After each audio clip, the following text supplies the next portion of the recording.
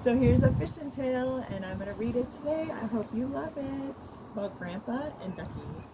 So this is the illustration, first illustration. Grandma and Grandpa were sitting at the kitchen table having their morning coffee. Grandma asked Grandpa, "What are your plans for today? Will you be cleaning up that old truck out back? Or maybe you can run off the raccoons who are making a nest in our shed." She smiled sweetly toward him. Grandpa stood up from the table to pour himself a cup of coffee. As he leaned on the kitchen counter, he made a funny face as he thought about the chores needing to be done. Then he said, "Yes, the chores will get done. First, I'll be going fishing with Becky. She's been asking to go, and I promised her we will go."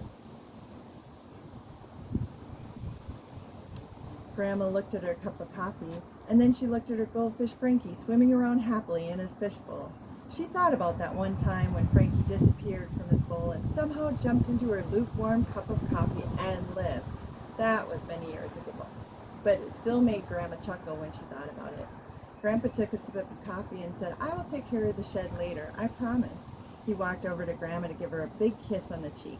She smiled and said, "I love you." Grandpa walked out the door as he said, "I love you too, and I will see you in a while." Grandpa hopped in his truck and drove down the road to pick up his granddaughter Becky. She was waiting at the mailbox at the end of their driveway. She was all giddy when she saw the big old red truck bounding her way. Becky opened the big truck doors that squeaked loudly as she pulled herself up on the ripped-up, dusty seat of the truck, and as they bounced around on the seat, they talked about how many fish they hoped to catch. Grandpa turned his truck down a gravel road where it stopped at the big red cabin on the lake. They both jumped out of the truck. Becky ran out to the end of the dock where she peered over the edge to look for any fish swimming around in the water. Grandpa walked into the cabin and came out with 2 fishing poles, a tackle box, and a bag of lunches. Becky was so excited and jumped up and down and said, "Grandpa, Grandpa, let's go fishing." She couldn't contain her excitement, and she jumped onto the blue pontoon. Grandpa walked out on the dock and put his fishing poles on the pontoon. He grabbed the minnow bucket and stepped up onto the boat. Becky was already hanging over the side of the pontoon with her face practically in the water, looking for any fish that might swim by. Grandpa chuckled. He started the boat. The water had been clear as glass until the pontoon started up. He directed it toward the middle of the lake. Becky hung her body halfway over the edge of the pontoon. Hanging on to the metal bar, she put her hand in the water as small waves hit her fingers. The water was cold. She laughed and laughed at the fun she was having already. Grandpa steered the boat to a spot that he knew was full of fish. Within a few minutes, Grandpa stopped at the pontoon and they set up the fishing poles. Becky was giggling as Grandpa put a minnow on one fishing hook and then the other. She walked to the end of the pontoon and sat down while dangling her feet in the water. Grandpa handed her the fishing pole. He then cast his line out and sat on a chair near Becky. She knew to be quiet so she would not scare the fish away. She waited and waited. It was so quiet in the middle of the lake with just the 2 of them. She was beaming with expectations. She imagined they could pile the pontoon high with all the fish they might catch. The pontoon drifted a little, and after only a few minutes, there was a tug on Becky's line. She looked at Grandpa. He said, "Reel it in, Becky, you got one." She reeled it in slowly so as not to lose fish on her line. She pulled it in gently until it almost seemed too easy. As she saw the black mass come toward her, she squealed in delight.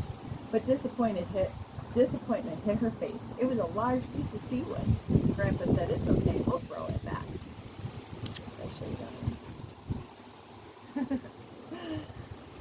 While waiting for more fish to bite, Becky asked, "Did you fish in Hawaii when you visited there?" Grandpa said, "No, I didn't fish, but I did swim at the beach, and I saw big fish and little fish." "What kind?" Becky asked. "All kinds," he said. "There were turkey fish, cowfish, triggerfish, clownfish, butterfly fish, angelfish, and even parrotfish." Becky was in awe as she asked, "Really? That's a lot of neat names for fish." Grandpa went on, "The parrotfish has a face that looks like a parrot. When I was swimming toward him, I reached out and he bit the tip of my finger. Look here." Grandpa reached out his hand. "I still have a scar." Becky looked and said, "Wow, did it hurt?" Grandpa said, "Oh, yes." He continued, "I also saw a pufferfish up close. They're also known as dogfish. When the pufferfish feels threatened, he will puff up into a ball about 6 inches around to frighten away any threat of being eaten." Grandpa showed with his hands how big 6 inches was. "Wow," Becky said as she stared at him, fascinated by his story. "I would love to see that," Becky said.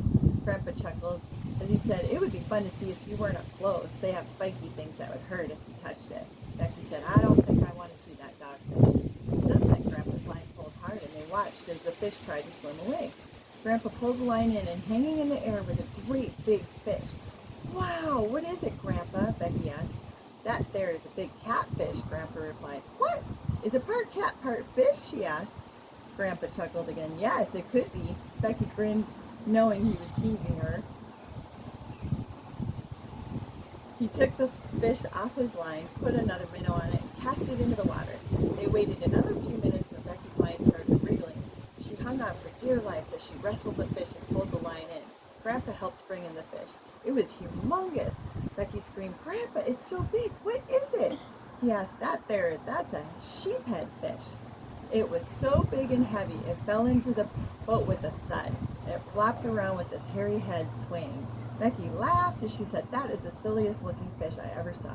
Is that fish the kind that eats grass as it hangs over into the water? Grandpa slapped his knee as he laughed, and Becky giggled alongside him. Look, I just love that. That is the funniest thing ever. Sheephead fish. Okay. There's some more illustrations. Then Grandpa's line was pulling as he caught another really big fish. This one looked like an alligator, but it had fins. It snarled and snapped as Grandpa pulled it into the boat. Becky said, wow, Grandpa, that one almost bit your nose off. Grandpa took it off the line. He was huffing as he wrestled it into the bucket, and then they both burst out laughing. Next, it was Becky's turn to pull in a fish. Grandpa said, you caught a cowfish. Becky was amazed at how much it looked like a cow. She screamed in glee as she asked, does this cow make chocolate milk?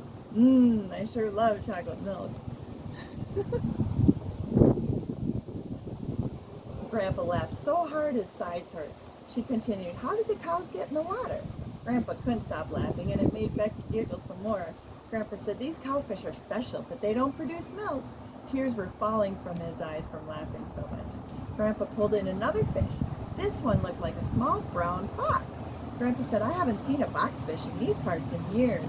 Becky asked, how did the fox grow fins and a tail? Grandpa fell to the floor laughing. Then Becky's line was tugging, and as she pulled in the fish, it was a beautiful purple and blue butterfly fish. Wow, I caught myself a butterfly that can swim. Grandpa was still heaving on the floor from laughing so much. Becky yelled, Grandpa, can I keep her? She's so pretty. Grandpa got up from the floor and was about to say something when Becky piped up again as she tried looking into the water, searching. She asked, is there a mermaid down there too? Grandpa about fell over again in laughter.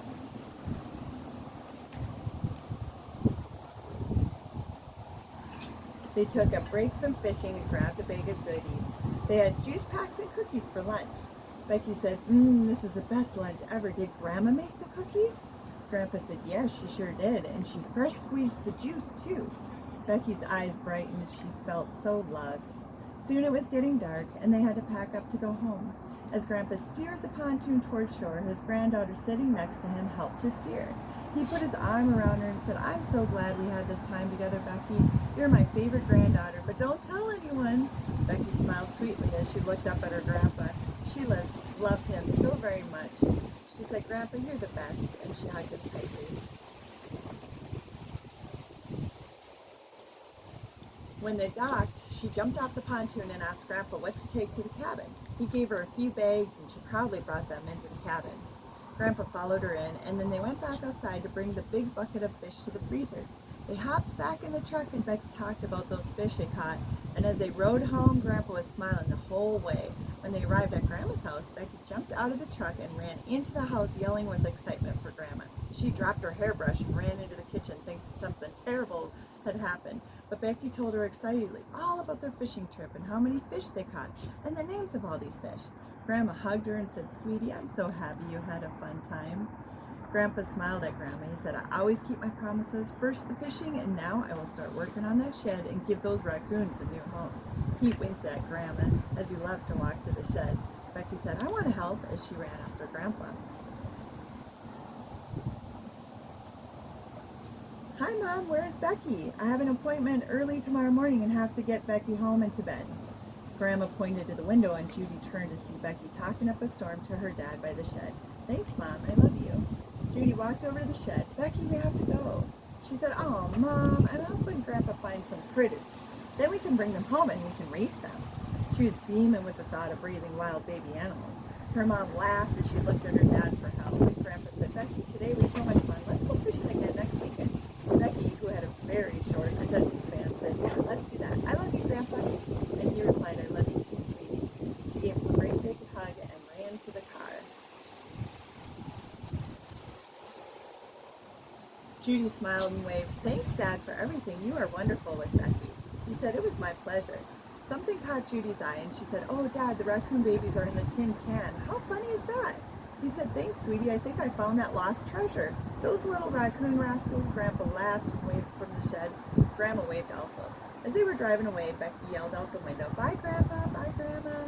As Grandpa was in the shed, he carefully shooed away the little raccoons, making sure he didn't hurt them. As he was putting them back in the corner, he saw an old ratty can sitting there. Could it be?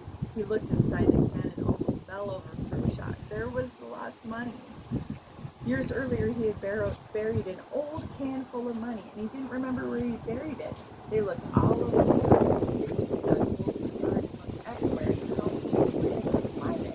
This entire time, the can of money had been sitting in the shed under a pile of stuff. He would never have found it if it had not been for those raccoons. Isn't that cute? He ran into the house. Evelyn, you won't believe this. She was sitting at the table looking at him in shock. As soon as she saw the can, she knew. Is that the missing cash? She nodded. She got up and walked over, not believing it could be true. She grabbed the can from him and peered inside. A pile of money filled it up. She set the can on the counter and grabbed her husband around the neck and hugged him.